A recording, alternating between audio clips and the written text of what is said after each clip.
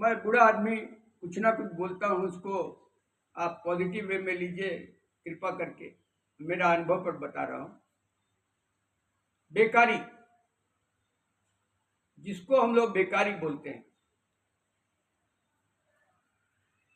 हमारा तो ये मानना है कि आप बेकार कभी मत बैठिए, चाहे वो युवा हो या युवती हो या अधेड़ उम्र का हो, बुजुर्ग हो, सीनियर सिटीजन हो, कोई भी हो। आप जहां बेकार बैठे आपका स्वास्थ्य खराब हो जाएगा, आपका हेल्थ खराब हो जाएगा, आपका खाने पीने का डिसिप्लिन खराब हो जाएगा।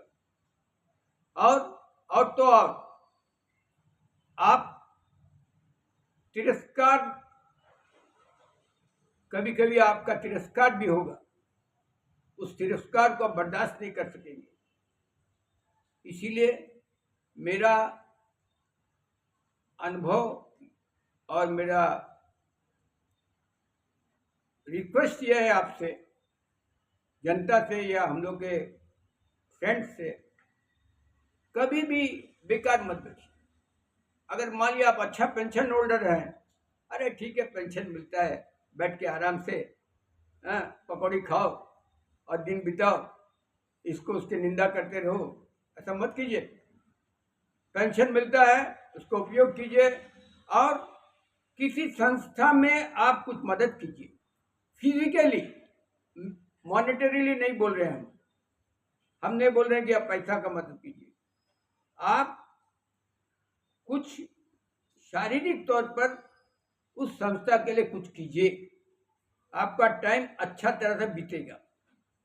घर में मत बैठिए, घर में भी आप बैठते हैं तो कुछ ना कुछ कीजिए, बेकार मत बैठिए। कुछ ना कुछ आप जो कर सकते हैं कुछ कीजिए, तब क्या होगा, आपका हेल्थ भी अच्छा रहेगा, आपको तिरस्कार को पेश नहीं करना पड़ेगा। आप जैसे एक रिटायर आदमी है, पढ़ा लिखा आदमी है, तो अब 10 बच्चों को पढ़ाइए तो कम से कम 10 बच्चे आपके चलते पढ़ाई लिखाई तो कर लेंगे। अगर आप कमा के उस पैसा से, मान लिया मुफ्त में भी नहीं पढ़ाए, पैसा लेके ही पढ़ाए, उस पैसा से किसी गरीब आदमी को दवाई का इंतजाम कर दीजिए, वो भी अच्छा काम है। उससे क्या होगा, आप इंगेज भी रहेंगे, आपका हेल्थ भी अच्छा रहेगा, आपका टाइम मैनेजमेंट भी अच्छा रहेगा। जहां आप बैठ गए आपका टाइम मैनेजमेंट खराब हो जाएगा, आप इंगेज नहीं रहेंगे, आपका खाने पीने का डिसिप्लिन खराब हो जाएगा, हेल्थ खराब हो जाएगा।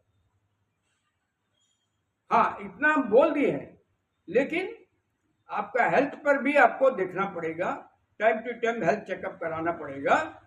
और दूसरी तरफ साथ साथ अपनी धर्मपत्नी की अवस्था को भी देखते रहना पड़ेगा। धर्मपत्नी का हेल्थ के बारे में भी आपको ध्यान देना पड़ेगा।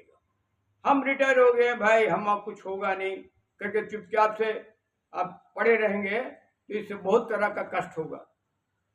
You have to take the responsibility of your wife, old wife, and you should, if possible, earn something.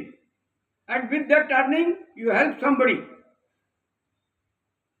You help somebody. Or otherwise, you give services in some temple or in an old age home or in hospital without taking money. This will increase your longevity. This will create a good health in the old age. At the same time, young people को भी बोल रहे हैं जो अधेड़ उम्र के हैं। बहुत से आजकल वॉलंटियर रिटायरमेंट में चला है, बहुत से लोग वॉलंटियर रिटायरमेंट लेके बैठे रहते हैं, शाम होते साथ निकलते हैं, वो पान दुकान में, ये रेडियो दुकान में बैठ के टाइम पास करते हैं।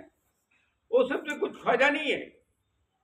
आपको कुछ, you have to give something to the society, then you will be happy, at the same society will be happy, and you will get some blessings in disguise.